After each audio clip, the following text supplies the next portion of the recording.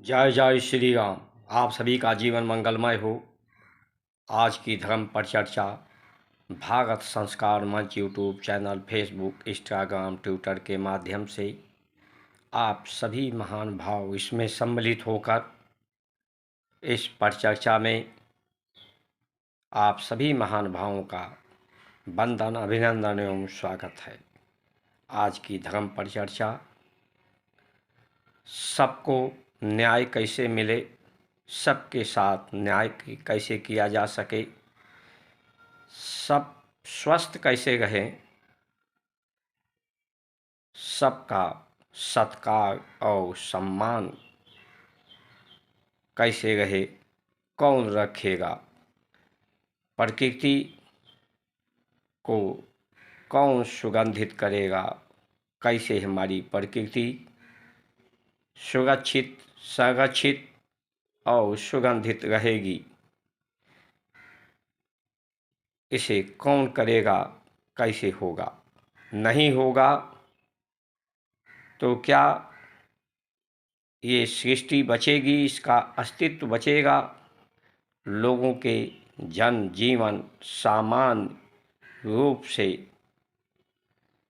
संतुष्ट रह के, पुष्ट रह कर, आनंद चित प्रसन्न हो कर के लोग अपने जीवन का निर्वाहन ईमानदारी, समझदारी, जिम्मेदारी, बहादुरी पूर्वक इसका निर्वहन सबका हो सकेगा। ये गंभीर समस्याएं हैं। इस गंभीर समस्याओं के निदान के लिए ये संचार क्रांति है। इस क्रांति का अनुभव हम लोग कर रहे हैं। आप भी समझ रहे हैं कि स्वस्थ रहना, ईमानदार रहना, जिम्मेदार रहना आज के समय में सबसे बड़ी समस्या है। कोई ईमानदारी पूर्वक, समझदारी पूर्वक, जिम्मेदारी पूर्वक अपने कर्तव्यों का निर्वहन नहीं कर पा रहा है। ऐसा अनुभव आपको भी होता है तो इसमें अवश्य भाग लें और परमात्मा की कृपा प्राप्त करें। अन्यथा जो समस्याएं हैं वो भारत की संस्कार संस्कृति के पतन के कारण ही हैं। मुगलों ने तलवारों के बल पर किया था, जिसके लिए हमारे महापुरुषों ने अपनी जीवन को हंसते हंसते बलिदान किया। संस्कार संस्कृति को बचाने के लिए अंग्रेजों के समय में भी यही स्थिति हुई। उन्होंने संविधान बना करके इसका पतन करना चाहा। आज इसका पतन विकास के नाम पर हो रहा है, लेकिन विकास की बूटी इतना अधिक पिला दी गई है हमारे भारतीयों को, इसका नशा इतना लोगों में चढ़ गया है कि लोग इतना आगे बढ़ते जा रहे हैं, नहीं समझते कि हमारे आने वाली पीढ़ियां बचेंगी कि नहीं। संस्कार संस्कृति बचेगी तो ये प्रकृति बचेगी, प्रकृति रहेगी तभी सृष्टि रहेगी। इसलिए आप सभी प्रकृति के अस्तित्व, सृष्टि के अस्तित्व, अपने परिवार, समाज, राष्ट्र, देश के शुभचिंतक आप हैं। अगर आप कल्याण करना चाहते हैं, कल्याण के मार्ग में चलना चाहते हैं, तो सब्सक्राइब, लाइक, शेयर, फॉलो करके अपनी सहमति अवश्य प्रदान करने की कृपा करें, जिससे आप सभी लोग परमात्मा के इस महान कार्य परमात्मा ने ही प्रकृति और सृष्टि को पैदा किया है, वो सुरक्षित रहे।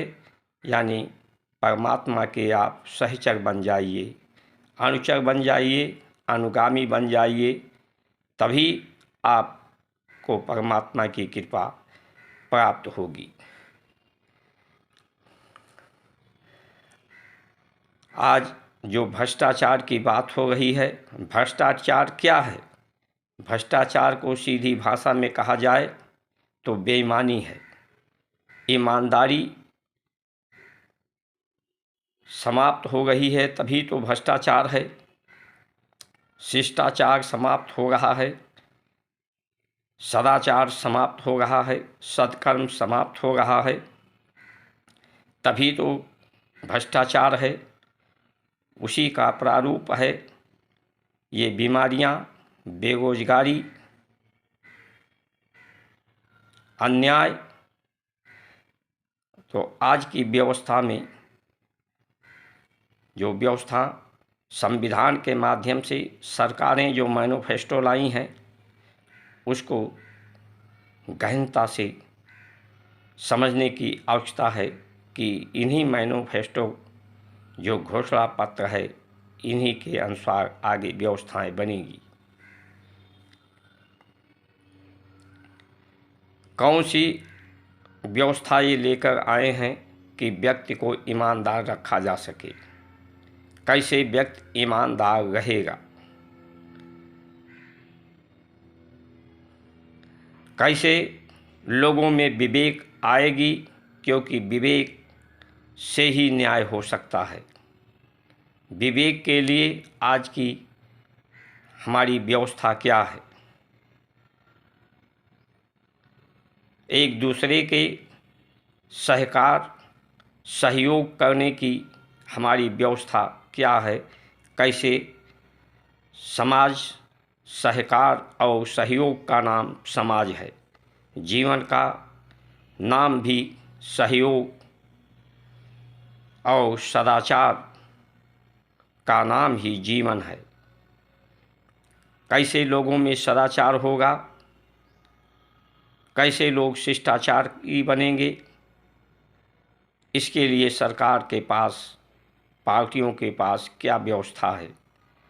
प्रकृति को किस तरह से संरक्षित, सुरक्षित और सुगंधित करने की व्यवस्था किस पार्टी के पास में है, इसे ध्यान में रखना होगा। कैसे लोग स्वस्थ रहेंगे? स्वस्थ रखने के लिए लोगों में किस पार्टी के पास क्या जिम्मेदारी है? बेरोजगारी को समाप्त करने की कौन पार्टी इस व्यवस्था को, बेरोजगारी को दूर करेगी?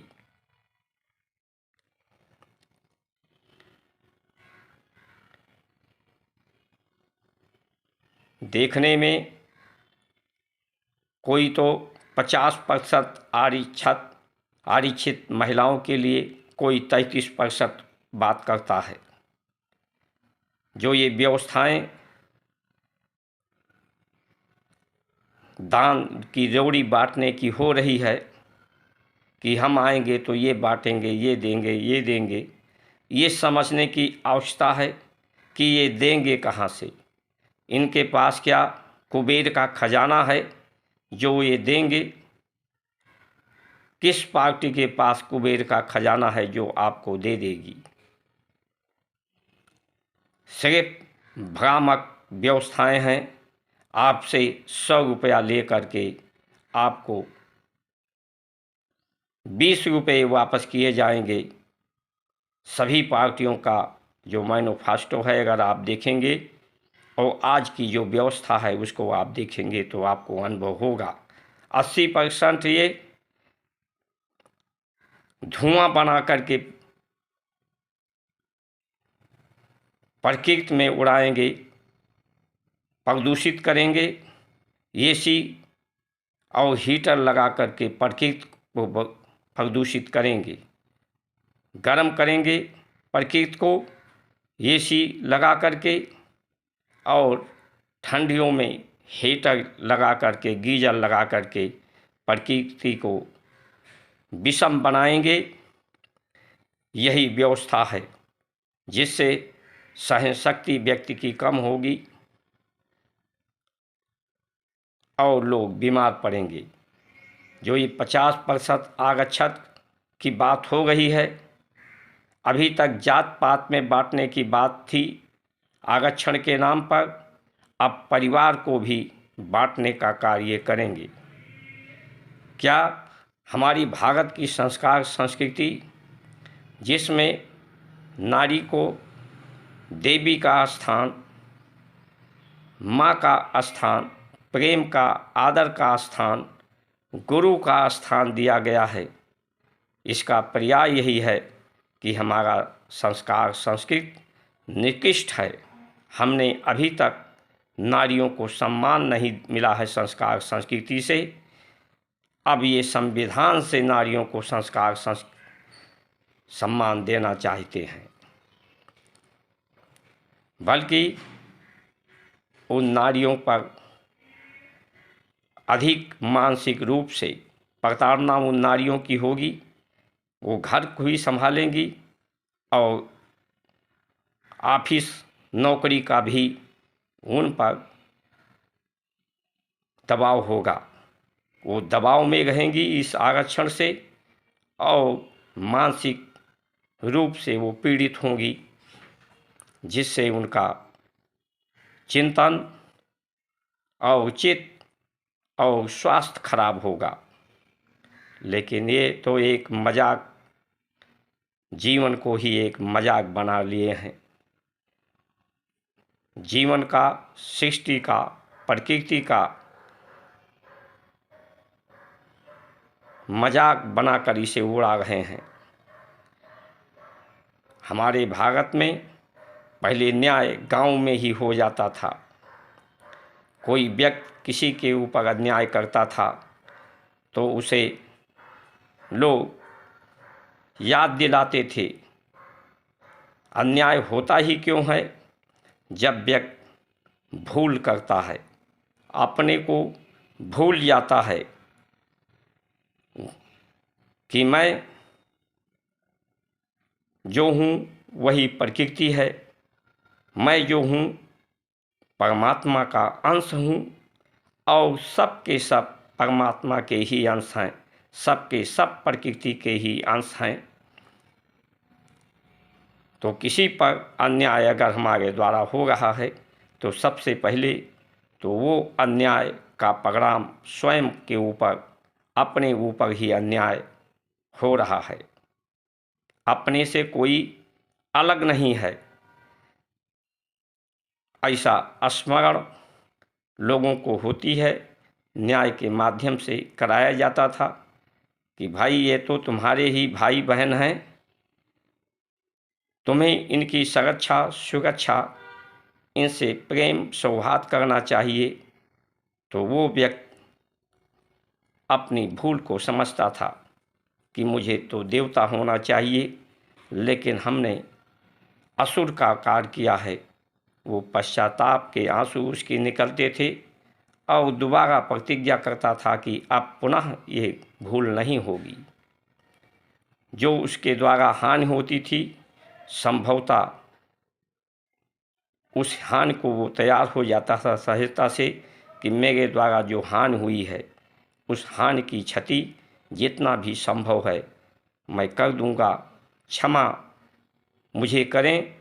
क्षमा का पर्याय ही यही है कि सामर्थ्य जिनमें होती है वही क्षमा करते हैं। सामाजिक व्यवस्था सामर्थ्यवान थी। समाज के लोग उस हानि की भरपाई करके उसे आश्वस्त विश्वस्त करते थे, वहीं उसे न्याय मिल जाती थी। आज किसी के पास अन्याय होता है तो अन्याय से उसका हानि जो होता है वो तो होता ही है। न्यायालय में जाए तो उसका और हानि, वकील को पैसा दे, बार बार कई वर्षों तक मुकदमे लड़ता रहे, उसमें और भी धन और समय श्रम उसका खर्च हो, वो न्याय मिलेगा कि ही नहीं। पूरा जीवन वो लड़ता रहे, न्यायालय के चक्कर लगाता रहे, उसका जीवन समाप्त हो जाएगी, एक न्यायालय से दूसरे न्यायालय, तीसरे न्यायालय, लेकिन उसे न्याय मिलने की संभावना ही आज के समय में नहीं रहती है। जब तक व्यक्ति संतुष्ट पुष्ट नहीं होगा, उसका आहार सात्विक नहीं होगा, तब तक उसका विचार सात्विक नहीं होगा, वो सदाचारी शिष्टाचारी नहीं होगा, वो ईमानदार नहीं होगा, जिम्मेदार बहादुर नहीं होगा। जब व्यक्ति अपने को समझ लेता है कि मैं कुछ नहीं हूँ,